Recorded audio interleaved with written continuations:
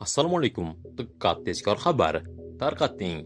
Endi sizlarni nazorat qiladigan tizim qilaman. Prezident, davlat rahbari poytaxtdagi ichki ishlar va prokuratura rahbarlariga nisbatan keskin munosabat bildirdi.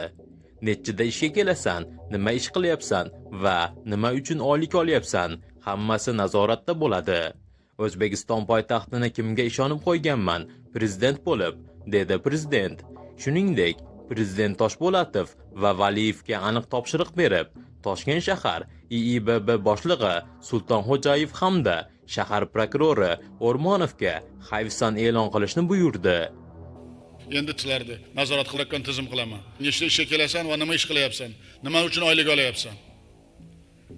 O'zbekiston poytaxtini kimga ishonib qo'yganman prezident bo'lib?